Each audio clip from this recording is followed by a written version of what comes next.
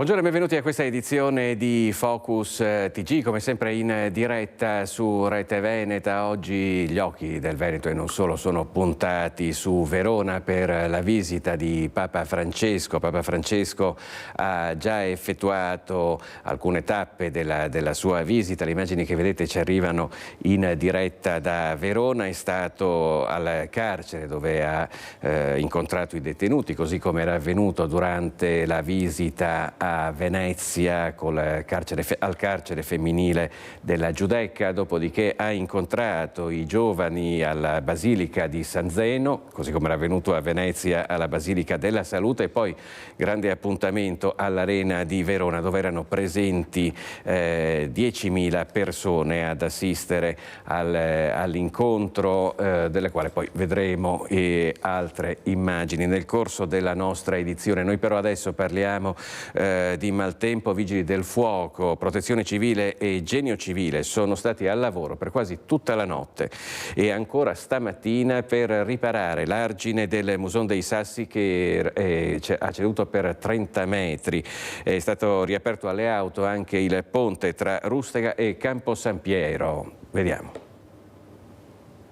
Buongiorno a tutti, con Cristian Roccaiende siamo tornati a Campo San Piero per vedere la situazione qui dove l'argine ha rotto. Siamo lungo il Musone dei Sassi. Ieri davvero la situazione è ancora drammatica, con l'argine completamente distrutto per una trentina di metri, con la protezione civile ma anche il genio civile che ha lavorato fino alla mezzanotte di ieri per ripristinare l'argine. Come vedete adesso questa rottura non c'è più, è stata coperta. Ora stanno sistemando l'argine perché ancora va evidentemente consolidato. Ci sono anche i vigili del fuoco a verificare che tutto proceda, così come un sopralluogo in giornata dei tecnici del genio per verificare qui e gli altri punti delicati in cui ci sono stati problemi nelle scorse ore, proprio per capire come muoversi. Parecchie le famiglie,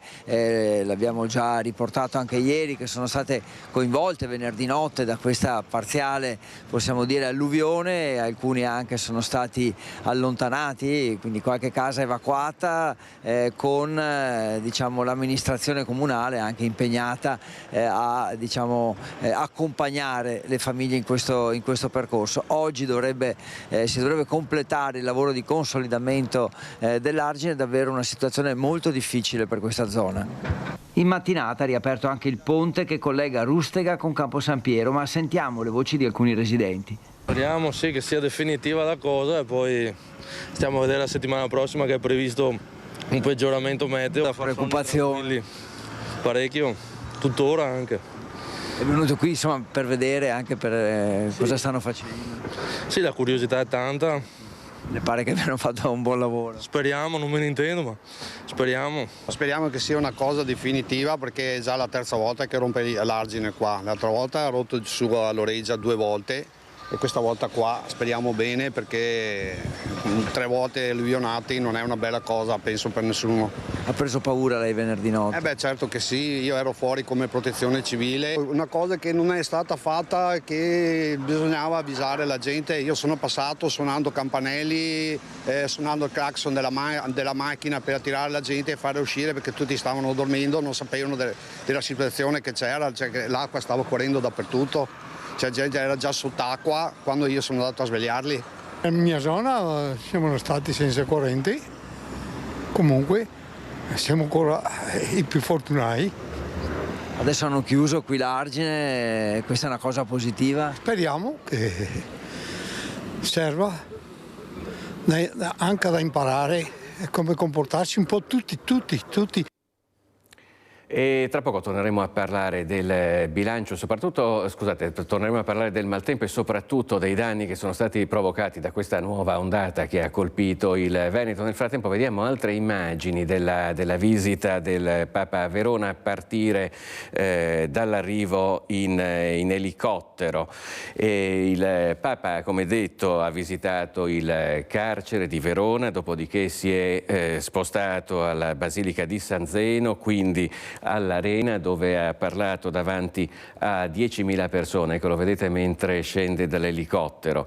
La cultura fortemente marcata dell'individualismo rischia sempre di far sparire la dimensione della comunità, ha detto Papa Francesco, dei legami vitali che ci sostengono e ci fanno avanzare, e questa in termini politici è la radice delle dittature. L'autorità per costruire processi solidi di pace, ha proseguito il pontefice, deve valorizzare quanto c'è di buono in ognuno, fidarsi e permettere alle persone di sentirsi a loro volta capaci di dare un contributo significativo. E Papa Francesco ha detto inoltre che la grande sfida di oggi è quella di risvegliare nei giovani la passione per la partecipazione. Naturalmente si è parlato molto anche dei conflitti che in questo momento interessano il mondo, a partire da quello in Palestina e in Ucraina. Per porre fine ad ogni forma di guerra, ha detto Papa Francesco, e di violenza, bisogna stare di fianco ai più piccoli, rispettare la loro dignità, ascoltarli e fare in modo che la loro voce possa farsi sentire senza essere filtrata. Incontrare i piccoli e condividere il loro dolore, ha detto, e prendere posizione al loro fianco contro le violenze di cui sono vittime, uscendo dalla cultura dell'indifferenza e delle sue giustificazioni.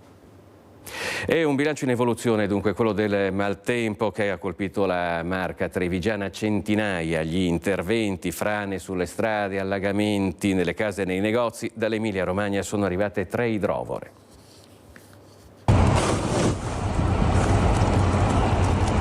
Sono state delle ore molto difficili, una notte altrettanto difficile, con diversi punti di criticità, in particolare provati nei comuni di Castelfranco, di Asolo, di Riese, San Zenone, tutta un'intera fascia. Bisogna tenere duro, gli interventi ci sono stati fin nell'immediatezza dei fatti e stanno continuando ancora adesso per restituire la normalità a tutti quanti. Il prefetto di Treviso arriva al centro operativo di Castelfranco dopo una notte da tregenda. È qui che si fa il punto di un'emergenza che nella Marca occidentale non ha precedenti nella storia recente. Muson e Avenale i fronti caldi, ma frane e allagamenti si sono registrati su tutto il territorio, dall'Alto Piave al Sile. Smottamenti a Catena di Villorba, allagamenti diffusi a Ponte di Piave, criticità varie dal Montello a Casale sul Sile, Maser, San Biagio, Silea, Vidor, Cornuda e Valdobbiadene. Chiusa la provinciale 1 sul Mostaccinna. L'allerta è iniziata verso le 19, ma la situazione è peggiorata nella tarda serata con il potenziamento dei dispositivi da parte dei vigili del fuoco.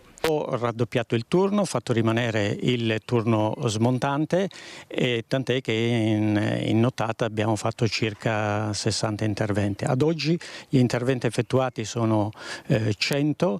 Altrettante le richieste in coda, 150 circa, smaltite nel corso della giornata con aiuti arrivati anche da altri territori. Abbiamo fatto arrivare 3 grosse idrovore dall'Emilia, mentre 2 sono da Vicenza, oltre alle nostre 2 idrovore che abbiamo qui a Treviso. All'emergenza si è sommato per qualche momento anche l'allarme per un minore scomparso in zona Treville. Lungo l'argine del Muson era al telefono con il padre quando è saltata la linea, da lì l'allarme. Quindi si è avviata attività di ricerca da parte dell'Arma dei Carabinieri con il supporto dei Vigili del Fuoco e di volontari, e successivamente il ragazzo invece è rientrato a casa. Ringrazio pertanto tutti gli enti interessati che hanno prestato la propria opera in tutte queste lunghe ore, e soprattutto ringrazio la popolazione per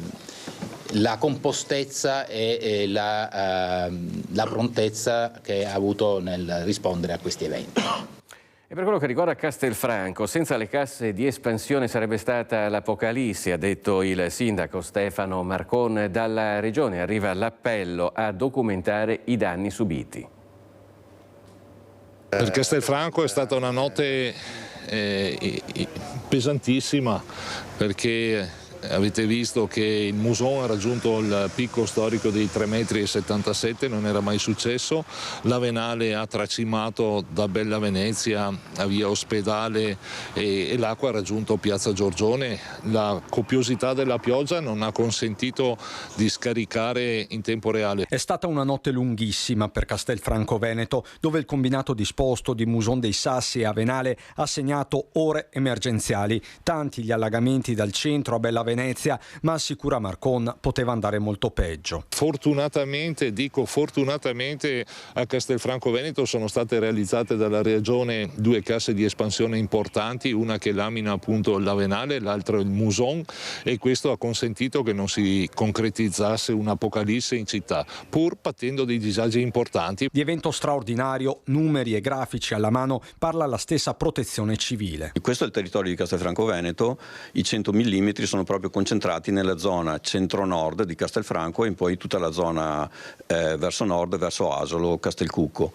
E questa invece è l'andamento del Muson di ieri sera, che ha avuto un'impennata improvvisa verso le ore 20, arrivando da 40 cm di altezza a 3,77 m nel giro di 2-3 ore, ed è proseguito praticamente tutta la notte, superando la terza soglia di sicurezza, quella dei 2,90 m. Erano sicuramente decenni che il Muson non arrivava a 3,77 m di altezza. Dopo 24 ore inizia la vera conta dei danni, con un'indicazione generale che arriva anche dalla Regione. Si documentino i danni, quindi si facciano le fotografie, se si fanno spese, si mettano da parte le ricevute, si raccolga tutto questo materiale, si porta, il Comune ne farà una raccolta per le singole posizioni, dopodiché i diversi comuni le portano in Regione, la Regione redigerà quello che è il piano di richiesta dei danni a livello nazionale. E la pioggia torrenziale non ha risparmiato nulla neanche a San Zenone degli Ezzelini.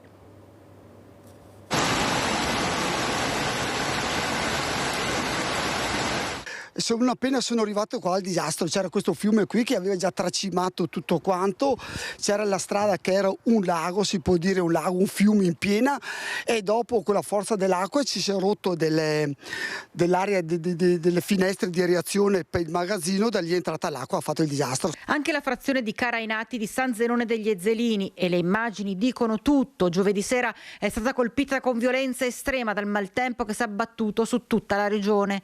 Strade trasformate in torrenti in piena, garage scantinati e magazzini interrati come quello del supermercato in centro paese completamente sott'acqua, come ci racconta Roberto Bordignon. Voi alle 2 stavate ancora cercando di sciacquare le cose dal fango con acqua? Certamente, perché altrimenti se non pulivi subito poi rimane il fango si indorisce e non ci riesci più a toglierlo.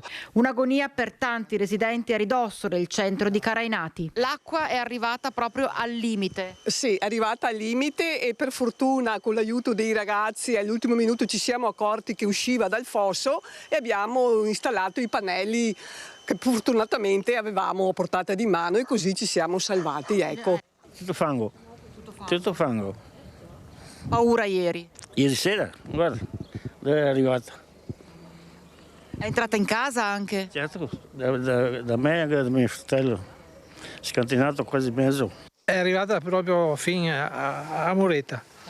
Sì, addirittura la Mureta di là, guardi, ha scavalcato, ma il casino era là, sul fosso, perché non passava sotto il ponte, che buttava fuori. Ecco. Abbiamo trovato il fango dentro nei immobili e tirato fuori tutto quanto. Abbiamo già spostato tutto, tolto i battiscopa e niente, passare ogni cosa a mano. È tutto bagnato, il divano, le sedie, tutta la roba, cioè quello che si può salvare. C'è rabbia. C'è rabbia e c'è molta frustrazione per non capire il perché è successo di nuovo queste cose qua. Campo San Piero ha vissuto delle ore drammatiche. Poco dopo le 3 della notte scorsa il Muson dei Sassi aveva rotto l'argine in sinistra idraulica all'altezza del ponte di via Guizze. Sull'area con case e aziende si sono riversati ettolitri di acqua. Ha rotto verso Rustega, un po' prima del ponte, quello rosso con la Rustega.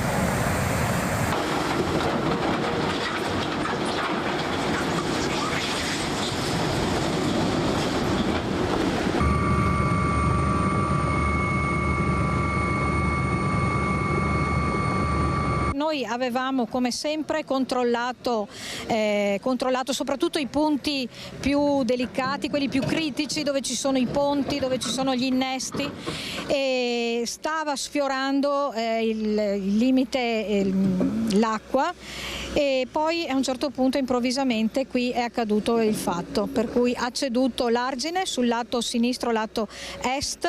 Non è il lato con il maggior numero di abitazioni, però ci sono parecchie case anche qui e persone che tra l'altro non è la prima volta che subiscono le conseguenze degli allagamenti. Le 3:20 nel cuore della notte l'argine del Muson dei Sassi, dopo ore di pioggia battente, crolla e l'incubo per chi vive lungo l'asta di questo torrente diventa una difficilissima realtà. A svegliare i residenti di Soprassalto sono le sirene della Protezione Civile. La sinistra idraulica viene alluvionata e litri d'acqua con il loro carico di fango invadono una ventina tra case e aziende in via Guizze, nella zona di Rustega. 7 le famiglie terrorizzate, recuperate grazie all'intervento delle forze dell'ordine con il gommone dei vigili del fuoco. Stanno tutti bene, purtroppo i danni ci sono in alcuni casi e qualcuno ha avuto qualche problema di paura, di ansia, qualcuno ha avuto bisogno del 118, ma niente di particolare. Ora la sfida è quella di cercare di chiudere il più in fretta possibile questa falla che continua a mandare acqua in questo bacino enorme che si è creato, e poi di favorire lo svuotamento di questo bacino con delle idrovore molto potenti che posizioneremo riversando l'acqua nuovamente sul Muson dei Sassi. Le scuole sono rimaste chiuse per tutto il giorno nel comune che, oltre all'argine del Muson, ha fatto i conti con il rischio esondazione dei corsi d'acqua minori. Allagamenti minimi hanno interessato anche l'ospedale. Il lavoro di chiusura continua senza sosta anche in queste ore, in condizioni difficili, con un argine che, frollo d'acqua, rischia di franare sotto il carico di camion e ruspe. A ore sarà dichiarato lo stato di emergenza. L'incubo continua a essere realtà. Famiglie e aziende sono almeno una ventina quelle coinvolte dalla rottura dell'argine. Siamo entrati nella ditta vicina all'abitazione della famiglia Vedovato in via Guizze San Pietro. È una specie di lago quello che è entrato all'interno di questa azienda che da 40 anni produce imballaggi. Il signor Franco ci sta facendo fare quello che mi viene da dire è il giro della desolazione, della devastazione. Signor Franco, pensava una roba del genere? Non avevo mai pensato a una cosa di questo genere qua. Io pensavo 10 cm di acqua, 20, perché il capannone è abbastanza altino anche rispetto in fondo. Però questa rottura di un metro di acqua con tutto questo fango per terra, non sapevo queste cose qua. Ecco, lei è molto preoccupato ovviamente per tutti i macchinari, per il materiale per la consegna, per... Quello là meno, il materiale della consegna, eccetera. I macchinari non possono più partire. 8 i dipendenti, un'azienda aperta dal 78, signor Franco. Sì, sappiamo. Una vita davanti agli occhi di Franco Vedovato, che questa azienda l'ha creata nel 1978. Allagata la ditta, allagata anche la casa. Il panorama è desolante, l'argine ancora rotto, l'acqua dalle 3:20 di stanotte non ha mai smesso di entrare, trasformando la Regolenale in un lago. Molti parenti accorsi per aiutare, da stanotte qui non si fa altro che spazzare acqua e fango. Gli strumenti del mestiere sono diventati le scope, tutti indossano gli stivali, sono in azione le pompe. Signora, un disastro, lei prima aveva le lacrime agli occhi. Una catastrofe inimmaginabile. Se vuole andare dentro a vedere, l'acqua è venuta con una forza che non ci siamo neanche resi conto. Dicono abbia rotto alle 3. E mia mamma si è accorta perché il cagnolino piangeva, si lamentava, ha chiamato i vigili, è scesa dalle scale e ha trovato la casa allagata. Primo passo, liberare case e aziende dall'acqua, poi si penserà alla conta dei danni. Le esondazioni hanno colpito anche la zona di Malo, distruggendo 2 ponti. È allagata la zona industriale dove inizia la conta dei danni, che qui potrebbero arrivare a una decina di milioni di euro.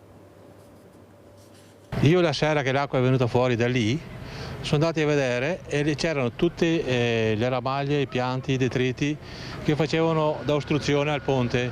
L'acqua tracimava sopra il ponte e poi il resto è venuto giù di qua. E lì è stato... Quindi è proprio una cosa precisa, insomma, manca la manutenzione. Non c'è assolutamente manutenzione, ma secondo me non solo qui nel nostro territorio, a partire dalle origini del torrente, da Schio o su di là.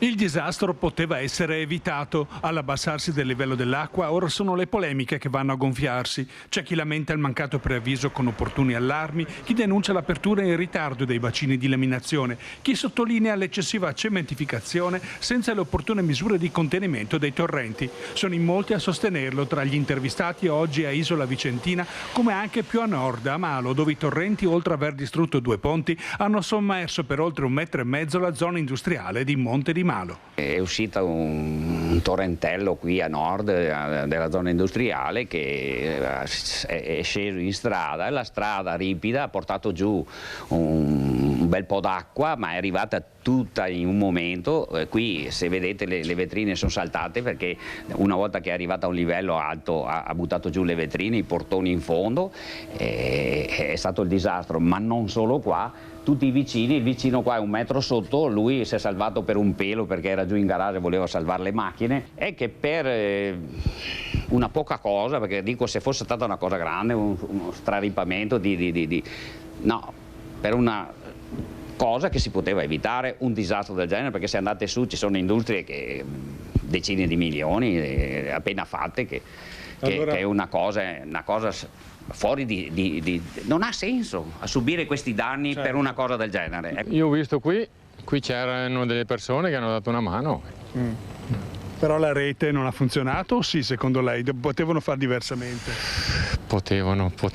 È fatica a dire se potevano fare diversamente. Il tempo è quello che è, che anche ieri sera aspettavano un'altra ondata, invece non è arrivata, per fortuna, e allora va bene così. Ed ora ascoltiamo le testimonianze di chi ha vissuto e sta vivendo questa emergenza nel territorio asolano. Troppa acqua, un disastro. Non era mai successo comunque qua, non era mai successo una cosa del genere qui in via davanti, sul davanti qua. Però vedo che anche la strada verso la Rocca comincia a fare delle buche sull'asfalto, è preoccupante, insomma. Circa mezzo metro qua sul piazzale, è entrata dappertutto, dalla cantina alle sale a tutto, insomma. Quanti danni? Non abbiamo quantificato ancora. È arrivato di tutto, qua, da ruote a bidoni a tutto qua davanti al piazzale. Perché veniva giù dalla collina? Dalla collina, sì, dalla collina. Mai vista una roba del genere? No, in 14 anni che siamo qua mai. Nel giro di 10 minuti si è riempito il muson, perché dai campi è successo, mi è già entrata altre 3 volte l'acqua. Però così vede i livelli dove sono. Poi voi avete tutti i materiali, finito tutto sotto il fango? Sì, tutti gli elettrodomestici, tutto quanto, e quindi rimango anche al buio. Siete passati da 80 cm del muson di Sassi a 3,80 metri? Guardi il livello, guardi le porte, cioè... Questo mobile era tutto rovesciato giù con le porte, quindi quando lo apro dovrò buttare tutto, come del resto tutto dentro. Questo, mia figlia ha tutti i documenti dell'attività, dovrà buttare tutto. Un divano è già stato messo di là per la discarica, questo vede anche questo come siamo messi. Qua devo ancora aprire, vediamo. Cioè, non so. È stralipato il fossio qui vicino ed è entrata acqua. Ma voi non avete problemi, ad esempio, di là del muson di Sassi? Cioè voi qui proprio perché non teneva più niente? E chi lo sa? Abbiamo chiesto e nessuno ci sa dire niente. È la prima volta che vi capita? Così sì. Così è una cosa veramente molto... È che siamo terrorizzati, perché se il tempo non tiene e fa ancora, cosa facciamo? E voi avete cominciato a pulire da quando? Dalle 8 di ieri sera fino alle 3 stamattina. Siamo venuti a aiutare qualcuno, vicini di casa. Qua. E con la solidarietà qui si vede, si sente. Hai visto? È già pulito, a posto. E state operando dentro questa casa da quando? Era stamattina alle 6. Ed è uno dei tanti interventi? Sì, mi sa che ne avremo per diversi giorni. Ma qui quanto quanta acqua c'è? Tutti i garage pieni. Quindi siamo cosa? Metri e metri? Circa 3 metri in tutto, totale. Questi dunque abbiamo visto alcuni servizi delle nostre redazioni sui danni provocati dal maltempo e a Vicenza non sono mancate le polemiche sulla gestione dell'emergenza dei fiumi. Maltempo meteorologico, ma anche politico. Oggi il cielo sopra Vicenza non è denso di nuvole nere, non si scatena un inferno d'acqua, ma piovono polemiche, considerazioni critiche, riflessioni sulla gestione dell'emergenza. A rompere il silenzio è l'ex sindaco Francesco Rucco, che a suo tempo qualche criticità ha dovuto affrontarla e superarla. In questa occasione, secondo lui, è mancata la tempestività. Ciò che non ha funzionato sostanzialmente è stato il sistema di allerta del comune, che una volta che ha visto arrivare a 6,04 m il livello del fiume Bacchiglione, quando a 6,15 circa esonda, un messaggio assolutamente risulta essere tardivo e andava fatto qualche ora prima a 5 metri attraverso il controllo della protezione civile degli argini, e questo purtroppo è una mancanza da parte del comune che ha messo a rischio ciò che fortunatamente non è accaduto, cioè i cittadini stessi. In effetti, a quanto risulta, il comune avrebbe inviato alle 3 del mattino questo messaggio ai cittadini. Nonostante apertura bacino Caldogno, livello Bacchiglione continua a salire. Per precauzione, spostare auto e mettere i beni in sicurezza da garage e piani terra. Dalla tabella dei dati ARPAV emergerebbe che a quell'ora il Bacchiglione sarebbe già stato a un'altezza di 6 metri e 4 centimetri, vicino a Straripare. A quell'ora ci sarebbero state circa 200 auto nella zona di San Pietro, via 4 Novembre e Contrattorretti, che è l'immediata area a rischio esondazione. Oltre al Bacchiglione però a far paura è stato anche il Retrone, che ha continuato ad alzarsi. Secondo qualche cittadino ci sarebbe stato un effetto diga del vicino Ponte delle Barche. Ci troviamo a Ponte delle Barche, come si vede gli archi adesso sono molto bassi perché sono arcate da 2,60 m di larghezza, e l'acqua quando arriva si ferma e fa diga. Allora cosa succede? L'acqua ritorna nella zona di Ponte San Paolo e lì crea tutti quei disagi che in questi giorni abbiamo visto e che hanno creato di grossi problemi soprattutto alle attività commerciali. In effetti in piazzetta San Paolo gli scantinati delle case e delle botteghe si sono riempiti d'acqua a causa delle infiltrazioni. Il livello del Retrone, infatti, quando si alza, esercita una pressione maggiore sulle palazzine che si affacciano sul fiume. Ogni volta che piove, sì, sta piovendo tanto, il fiume Retrone in particolare ci regala un'alluvione all'interno dei locali. Non ho la più pallida idea di come si possa intervenire a livello, a livello di fiume, che lavori si possono fare, ma bisognerà farli, perché se andiamo avanti così abbandoniamo tutti i locali. Io non posso vivere che ogni notte che piove passo la notte qui, ho una famiglia, voglio stare a casa, non è che devo stare qui a guardare il livello del fiume ogni settimana. Giornate di lavoro perso e tanti danni economici. Vicenza, dopo l'ennesimo inferno d'acqua, guarda al futuro con preoccupazione. Questa volta in città poteva andare persino peggio, ma la prossima? Ci fermiamo per un istante, ci rivediamo tra pochissimo.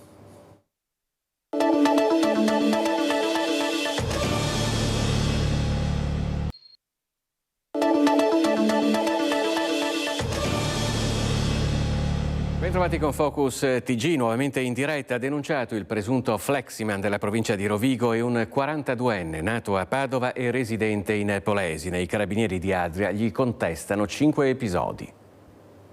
Gli contestano 5 episodi, 5 casi di autovelox segati con il flessibile in provincia di Rovigo. Fleximan, almeno quello polesano, è stato individuato e denunciato dai carabinieri di Adria. Il fantomatico vendicatore degli automobilisti dal piede pesante sull'acceleratore è un 42enne nato a Padova e residente in Polesine. Secondo quanto accertato dai carabinieri, sarebbe proprio lui l'autore di 5 attentati ad altrettanti autovelox nel Rodigino. L'ultimo a Rosolina il 3 gennaio scorso lungo la statale 300. 1909 Romea.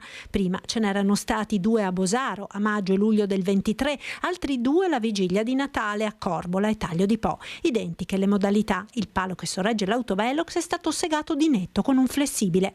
Nell'abitazione dell'uomo i militari dell'Arma hanno rinvenuto e sequestrato elementi utili all'indagine. Il 42enne è accusato di danneggiamento. Maxi sequestro dei carabinieri forestali di Vicenza per detenzione illegale di avorio. I carabinieri del nucleo CITES di Vicenza hanno sequestrato 80 oggetti in avorio di elefante africano di presunta provenienza cinese per un totale di circa 170 kg scoperti in un'abitazione. Il sequestro, collegato ad un'indagine di natura fiscale della Guardia di Finanza della provincia di Ancona, è stato delegato dalla Procura della Repubblica presso il Tribunale di Vicenza, alla quale i carabinieri avevano denunciato l'uomo per importazione e detenzione illegale di manufatti in avorio di esemplari appartenenti alle specie protette. A Sant'Orso una 18enne è stata arrestata per spaccio, denunciato il fratello più piccolo. In camera la ragazza nascondeva droga e bilancini di precisione. Schio, un ragazzino minorenne viene fermato in stazione dai carabinieri con l'unità cinofila. Addosso a circa 20 grammi di hashish suddivise in involucri, un bilancino di precisione e un coltello. Considerata la flagranza di detenzione di droga ai fini di spaccio, l'abitazione dell'adolescente viene perquisita e in cameretta i militari trovano altri 30 grammi di hashish.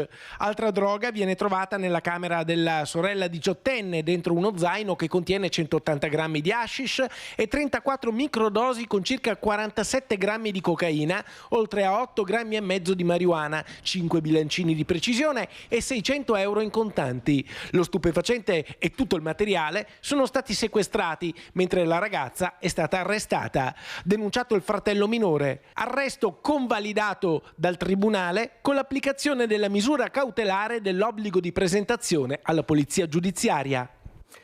Ladro del tombino in azione a Villorba la notte scorsa. Sono state prese di mira 2 attività, una palestra e una ditta di autoricambi. 2.000 euro il bottino, indagano i carabinieri.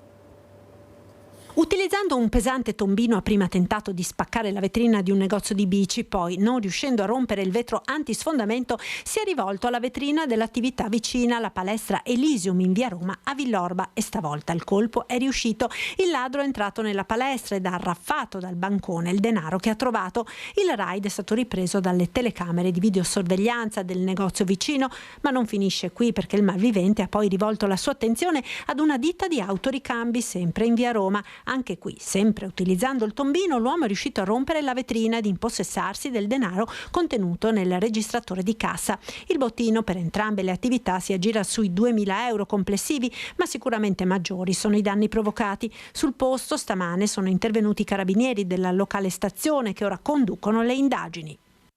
Ora a Venezia, dove 4 attività commerciali su 5 sono risultate irregolari dopo l'ultima tornata di controlli che ha riguardato il sestile di Cannaregio. Alla fine più dell'80% delle attività commerciali controllate presentava delle irregolarità e il personale del nucleo polizia delle attività produttive Venezia Centro Storico ed Isole ha dovuto staccare multe per un ammontare complessivo di circa 8.000 euro. L'ultima tornata di controlli ha interessato 12 attività di Cannaregio, delle quali quasi nessuna era in regola, dall'occupazione abusiva di suolo pubblico all'installazione di pubblicità senza autorizzazione, fino all'esposizione di menù con le immagini dei piatti, che è espressamente proibita a tutela del decoro della città e del suo patrimonio culturale. Il Comune ha ribadito che i controlli proseguiranno nelle prossime settimane per salvaguardare l'immagine di Venezia e la leale concorrenza delle attività produttive. Ed ora riapriamo una finestra sul maltempo, ci colleghiamo in diretta con Bassano del Grappa, dove si trova per noi Vanessa Banzato con la collaborazione tecnica di Alessandro Costa Curta per fare un po' il punto della situazione per quello che riguarda l'agricoltura. Te la linea, Vanessa. Sì, buongiorno a te Filippo e alle persone che ci stanno seguendo. 2 giorni dopo quella terribile ondata di maltempo che ha messo in ginocchio l'intero Veneto, e se è vero che tantissimi privati, abitazioni sono state letteralmente allagate quella sera, giovedì sera, a partire dalle 18 in poi, è vero anche che l'agricoltura sta risentendo e moltissimo di tutta quella bomba d'acqua, come è stata definita, che si è abbattuta anche nelle campagne del del Bassanese. Assieme a me Pietro Guderzio, che è il presidente di Coldiretti Vicenza, e assieme a lui cerchiamo di capire quali sono stati i prodotti che sono stati maggiormente colpiti e che risentono maggiormente di questa bomba d'acqua di giovedì. Buongiorno a tutti. Per cominciare non c'è un prodotto in particolare purtroppo che se la sia cavata. Un po' tutte le culture sono andate in sofferenza e parliamo, visto che siamo a Bassano e Marostica, parliamo delle ciliegie, le precoci ovviamente con tutta quest'acqua rischiano di scoppiare, si spera sulle tardive. È un discorso comunque che per l'agricoltura purtroppo riguarda più mesi, nel senso che è stata una stagione molto piovosa, il che ha messo in difficoltà chi doveva fare foraggio, in quanto non si riusciva né a tagliare né a seccare il fieno, e soprattutto le semine. Chi è riuscito a seminare in qualche finestra di bel tempo purtroppo adesso si trova tutto distrutto dall'ultima ondata di acquazioni che c'è stata in zona. E quindi deve riprendere in mano tutto e ripetere tutto. Adesso è ancora presto, ovviamente appena i campi lo consentiranno, perché adesso è ancora tanto bagnato e quindi con i trattori non si può entrare nei campi. Quando ci saranno le condizioni, speriamo il presto possibile, anche se abbiamo visto le previsioni settimana prossima che comunque chiamano acqua, si entrerà nei campi nel cercare di riseminare o sistemare o di salvare il salvabile. Lei ha accennato alle ciliegie, altro prodotto tipico caratteristico di questo periodo proprio nel nostro territorio è l'asparago bianco. Sì, fortunatamente l'asparago andava verso il finale della sua stagione, quindi la maggior parte del raccolto era comunque stata fatta. C'è un tema, che, visto che parlavamo di ciliegie, che è anche quello della zona collinare, nel senso che sappiamo che è una zona fragile e purtroppo nel corso degli ultimi decenni è stata abbandonata, e questo ha causato un problema di dissesto idrogeologico. Spesso quando facciamo le interviste ricordo sempre che l'agricoltore è il primo baluardo nella tutela dell'ambiente e del territorio. Anche qui riuscire a creare le condizioni per cui gli agricoltori possano tornare a sopravvivere economicamente in collina, questo non avrebbe solo un risultato al fine solo dell'azienda, ma avrebbe un risultato sociale e ambientale, nel quanto si preserverebbe molti danni da quando capitano queste bombe d'acqua, queste avversità. Sì, anche perché proprio parlando della fragilità del territorio collinare, ricordiamo che basta un po' d'acqua in più e il territorio proprio frana, si verificano tantissime frane che mettono in pericolo intanto l'incolumità delle persone che possono passare, ma mettono in ginocchio anche tutto quello che può essere il comparto agricolo. Sì, mettono in ginocchio il comparto agricolo, poi ricordiamo anche che ovviamente quando c'è una frana poi va sistemata, quindi sono anche soldi che comunque il pubblico, lo Stato o i comuni devono riuscire a trovare fuori per sistemare le strade. Purtroppo, ripeto, veniamo da un periodo che ha sempre piovuto, quindi comunque i campi e le colline erano già inzuppate di acqua. Con questo ulteriore fenomeno molto, molto intenso, ovviamente è stato, diciamo, in senso negativo, ma è stata comunque la ciliegina sulla torta, la tempesta perfetta, chiamiamola, che ha messo ovviamente in difficoltà tutte le produzioni. Che cosa bisognerebbe fare? Che cosa chiedete voi alle istituzioni? Perché ormai che ci sia un cambiamento climatico, che ci siano cambiamenti climatici è sotto gli occhi di tutti, non si può negare. C'è bisogno quindi anche di un cambio di passo. Come e verso come, cioè quali concretezze bisognerebbe attuare, mettendo in mezzo anche proprio le istituzioni? Sì, io non sono né un ingegnere idraulico e neanche meno un meteorologo. Certo è vero che ci siamo resi conto che negli ultimi anni gli eventi estremi ne ha aumentata la frequenza. E questo è un dato di fatto, cioè lo abbiamo vissuto sulla nostra pelle. Cosa fare? Ovviamente bisognerebbe fare il salto di qualità nel superare la cultura dell'emergenza e passare alla cultura della prevenzione. È da anni che noi come Coldiretti spingiamo per costruire piccoli e medi invasi anche in zona collinare, che poi hanno la duplice funzione, che è quella di laminazione quando piove tanto, ma anche di immagazzinamento quando ci sono periodi di siccità, perché non dimentichiamoci quello che è successo 2 estati fa, sì, ovvero abbiamo avuto una tirata di secco clamorosa che anche quella ha messo in seria difficoltà, quindi dobbiamo anche saperci adattare con le infrastrutture del territorio a quello che è un cambiamento del clima, insomma. Ecco, le chiedo se può dare una percentuale del danno che gli agricoltori stanno subendo in questo periodo rispetto agli altri anni, quando insomma la semina era partita, i prodotti già cominciavano a germogliare. Ecco, che percentuale di danno si può stimare? Adesso purtroppo è ancora presto a fare delle stime, perché innanzitutto bisogna aspettare che l'acqua defluisca dai campi, si possa entrare nei campi per vedere qual è la reale situazione, e dopo bisogna vedere se si è in grado di riseminare, quanto si è riuscito riusciti a salvare, perché non tutte le zone sono state colpite nella stessa maniera. Bisognerà attendere ancora qualche giorno. Comunque anche Coldiretti, tramite la sua struttura, sta fotografando, sta mettendo insomma via dati anche per eventuali risarcimenti. Poi sappiamo che è sempre difficile, ma noi dobbiamo anche riuscire a superare il discorso del risarcimento. Bisogna proprio cominciare a investire nel territorio e ripeto, vedere l'agricoltore non solo come un produttore di cibo, che già quello basterebbe, ma anche come un'azienda strategica per la salute dell'ambiente. Ecco, di questo si sente tanto parlare da tanto tempo, soprattutto dal mondo della politica, però lei dice di concreto non c'è ancora nulla. È un percorso ovviamente. Purtroppo i tempi della politica non sempre seguono i tempi né delle aziende né del clima, però noi siamo sempre stati collaborativi, abbiamo sempre portato avanti le nostre proposte, anche perché, ripeto, il nostro ruolo è sociale, è ambientale, e anche quando si fanno, e qui magari si tocca un tema anche un po' spinoso, dei ragionamenti su alcuni infestanti quali possono essere le nutrie, anche lì purtroppo bisogna sapere che tanti argini non hanno retto, appunto perché erano diventati più fragili a causa di un sovraeccesso di popolazione di questi animali. Insomma, abbiamo sentito un appello che viene fatto anche proprio a tutte le istituzioni, perché tutto il mondo agricolo e il mondo politico si mettano insieme concretamente però e portino avanti questo percorso per cercare di venire incontro alle tante aziende agricole fondamentali per il nostro territorio. Filippo, da Bassano del Grappa è tutto, ti ricedo la linea. Grazie a Vanessa Banzato in collegamento in diretta da Bassano del Grappa con Alessandro Costacurta, grazie al presidente di Coldiretti Vicenza Pietro Guderzo. Noi però rimaniamo a Bassano perché oramai è iniziato il conto alla rovescia per le prossime elezioni e noi abbiamo chiesto ai bassanesi come si stanno preparando. Lei andrà al voto l'8 e il 9 giugno? Voterà? Penso di sì. Ha le idee chiare, sa già più o meno? Chiarissime. Qual è la cosa più importante per il futuro di Bassano? Cioè dove bisogna andare a agire più di tutto? Secondo me anche sulla viabilità, che è importante, perché ci sono delle strade che per arrivare vicino al centro devi fare tutto un giro madornale. Qualcosa sulla viabilità, soprattutto quella sostenibile, parchi, il verde.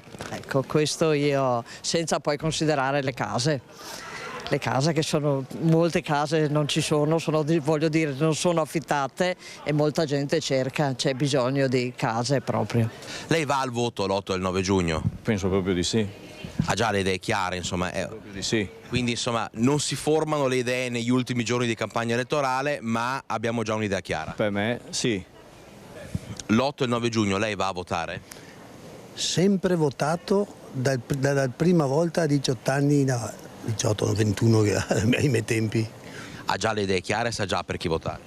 Sì. La cosa più importante che deve fare il prossimo sindaco, che sia quella uscente o che sia uno diverso? La viabilità, che è diventata impossibile, non è solo di Bassano questo è il problema, la viabilità automobilistica, ma anche la viabilità pedonale. Andrà a votare? Certo, sì, sicuramente. Idee già chiare o bisogna ancora aspettare questi ultimi giorni di campagna elettorale? No, abbastanza chiare, sì, so già per chi votare. Lei l'8 e il 9 giugno va a votare? Ma non so nemmeno che esista la votazione, ma quando mai? Che poi non cambia mai niente, non cambia, perché siamo italiani e abbiamo un certo modo di vivere. Hai capito? Si va a votare per provare a cambiare le cose magari. Ma siamo troppo furbetti, tutti furbetti. Secondo un sondaggio, 4 residenti su 5 in Comune di Venezia ritengono che l'introduzione del contributo d'accesso non sia servita a limitare i flussi turistici.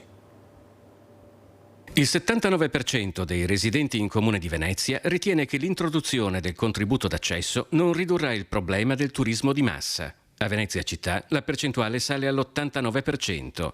È il risultato principale di un sondaggio diffuso dall'Associazione Ambiente Bene Comune ed effettuato dalla Fondazione Istituto Consumatori Utenti con la società Demetra su un campione di 600 residenti nel comune di Venezia, equamente divisi tra Laguna e Terraferma. Le interviste sono state effettuate tra il 9 e il 10 maggio. Il margine d'errore stimato è del 4%.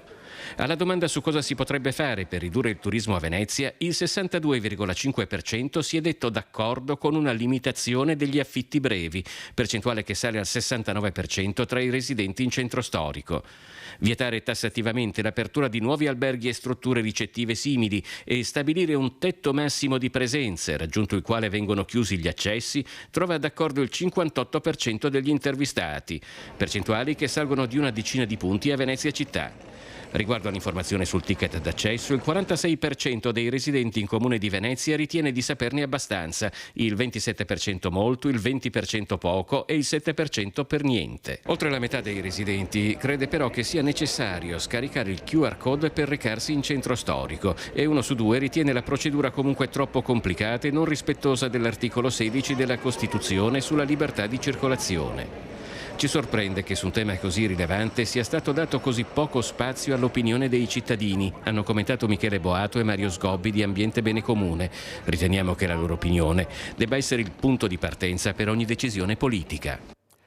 Ci fermiamo ancora per un istante, ci rivediamo tra pochissimo.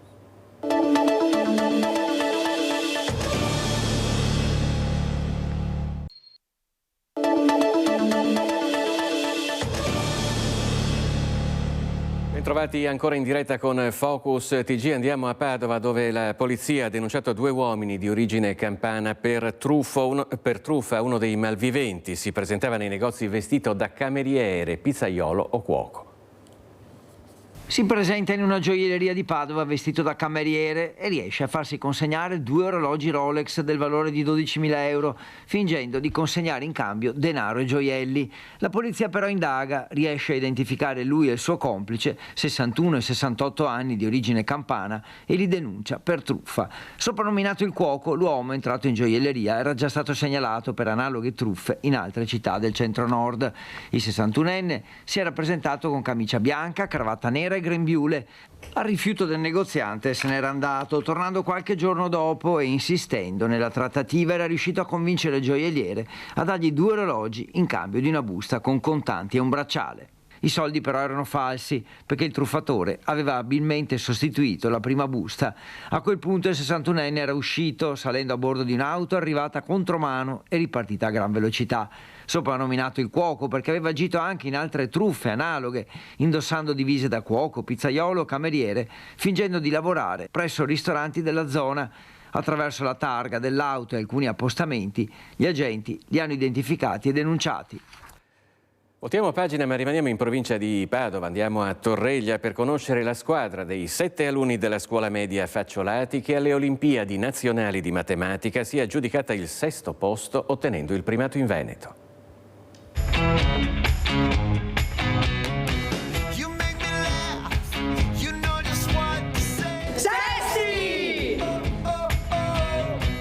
Ottimo risultato quello raggiunto dalle piccole menti brillanti della scuola media Facciolati di Torreglia, che nella finale nazionale a squadre delle Olimpiadi di matematica Kangaroo svoltesi a Cervia il 3 e 4 maggio si sono aggiudicati il 6° posto italiano su 80 squadre partecipanti e il primo in Veneto. Sono stati proprio bravi perché non ci aspettavamo, sono una squadra che è cresciuta nel tempo, sono diventati affiatati e efficaci. Una squadra composta da 7 alunni e alunne che nel tempo si sono affiatati sempre di più, arrivando a ottenere questo risultato per nulla semplice né scontato, ma frutto di un grande lavoro. È bello lavorare insieme alla squadra che ha dato il meglio e poi il risultato è sicuramente stato uno dei migliori che potevamo ottenere. Quando abbiamo visto il risultato siamo stati molto felici ma anche un po' abbattuti perché non siamo arrivati quinti, cioè a farci vedere proprio davanti a tutti. Mi aspettavo un buon risultato perché siamo degli ottimi studenti. Se ci si impegna tanto comunque ci si riesce. Io non ero così tanto bravo alle elementari in matematica, lo sono diventato col tempo.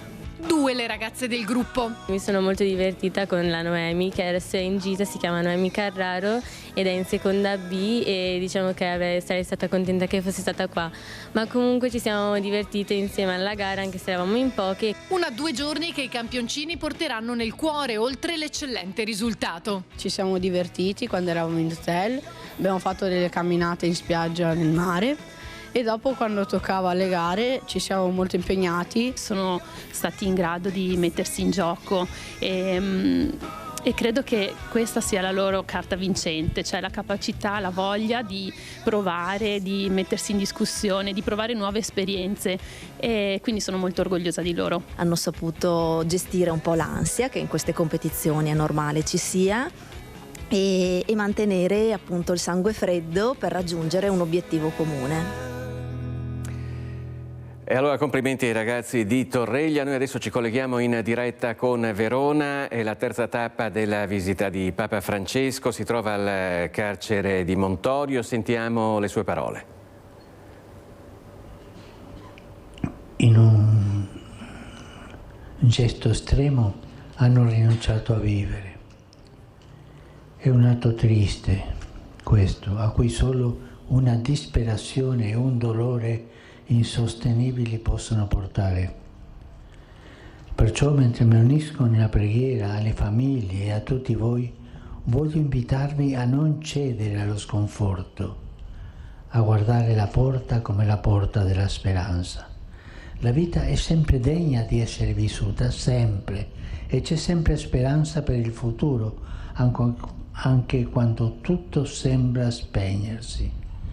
La nostra esistenza e quella di ciascuno di noi è importante, noi non siamo materiale di scarto, l'esistenza è importante, è un dono unico per noi e per gli altri, per tutti e soprattutto per Dio, che mai ci abbandona e che anzi sa ascoltare, gioire, piangere con noi e perdonare sempre. Con Lui al nostro fianco, col Signore al nostro fianco, possiamo vincere la disperazione. E come ha detto la direttrice, Dio è uno. Le nostre culture ci hanno insegnato a chiamarlo con un nome, con l'altro e a trovarlo di maniera diversa, ma è lo stesso Padre di tutti noi, è uno. Queste le parole dunque di Papa Francesco, che sta parlando ai detenuti del carcere di Verona. Poco fa ha parlato all'Arena davanti a 10.000 persone, ancora prima ai giovani di fronte alla chiesa di San Zeno. Noi adesso ci spostiamo a Padova per parlare di cure palliative. Cure palliative e terapia del dolore sono due fiori all'occhiello della pediatria di Padova, e il Giro d'Italia, che farà tappa in Prato della Valle il 23 maggio, è l'occasione giusta per ribadire questa eccellenza sanitaria conosciuta in tutta Italia. Ciascuno a suo nodo, insieme siamo rete, è lo slogan che accompagna la terza edizione del Giro d'Italia delle cure palliative pediatriche all'interno della Settimana Rosa. Farà tappa a Padova è il Giro delle cure palliative italiane. Si tratta di una pedalata simulata, la faremo, ma su veri cicloergometri in qualche modo, e vi aspettiamo tutti. Sarà un piccolo segno di solidarietà per chi? Per tutti i bambini e le loro famiglie affetti da malattie gravi. Ci troveremo, per raffigurare un po' la rete, a pedalare su 6 spin bike che staranno ovviamente ferme sul posto, ma vedremo un guido wall che ci farà vedere il percorso che fanno queste spin bike partendo da Padova verso i vari capoluoghi di provincia. In questo modo raffiguriamo la rete, cioè Padova, che come centro regionale di cure palliative pediatriche corre verso i luoghi dove ci sono i bambini che necessitano del nostro tipo di cure. L'obiettivo è quello di sensibilizzare su questo tema. In Veneto sono seguiti 307 bambini, ma probabilmente sono almeno 700 quelli che avrebbero bisogno di cure palliative e terapia del dolore. Per questo servono ambulatori e personale, ed è l'obiettivo del progetto del nuovo hospice pediatrico. L'appuntamento è domenica dalle 14 alle 20 in Prato della Valle. Ci saranno musica, giochi e perfino una mongolfiera.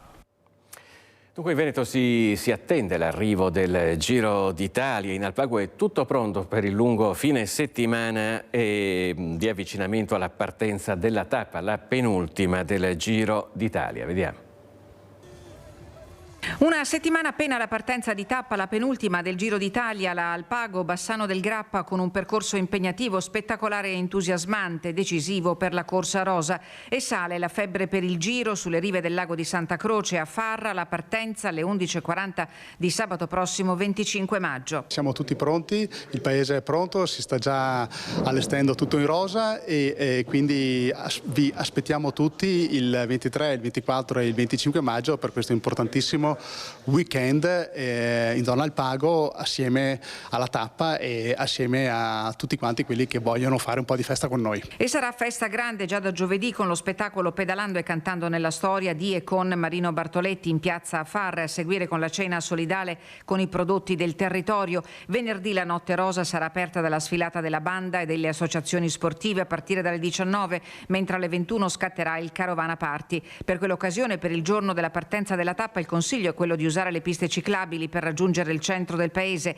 anche se grazie a un accordo fra il Comune e Dolomiti Bus sarà garantito un servizio a navetta dalla zona industriale di Paludi. Il giorno stesso della tappa, che è il 25 maggio, le strade interessate dalla tappa saranno chiuse 2 ore e mezza prima della partenza, che è prevista per le ore 11:40. E invece per il venerdì sera il centro di Farra sarà chiuso, ma oggi assieme a Dolomiti Bus abbiamo pensato a un servizio di navetta che porterà i turisti, gli ospiti e tutti coloro che vorranno partecipare alla grande festa della Notte Rosa, li porterà dalla zona industriale Paludi al centro di Farra. Nonostante i tempi non facili, spiega il presidente di Dolomiti Bus, noi abbiamo voluto esserci e ci siamo fatti in 4. Le difficoltà ci sono state, ma appunto, come ho detto prima, parafrasando la tappa del Giro, abbiamo fatto una bella scalata, ma stiamo vedendo la fine della salita e speriamo di andare anche in discesa. Il comitato della tappa, guidato da Enrico De Bona, ha organizzato anche la disponibilità di servizio taxi privati a prezzo agevolato. Facendo gli scongiuri in caso di maltempo, la Notte Rosa si svolgerà sotto il capannone in allestimento nella zona della palestra di Farra, mentre i locali si stanno attrezzando con mini dehors all'aperto. Con questo servizio si conclude questa edizione di Focus TG. Nel ringraziarvi per la cortese attenzione vi auguriamo un buon proseguimento di giornata. Arrivederci.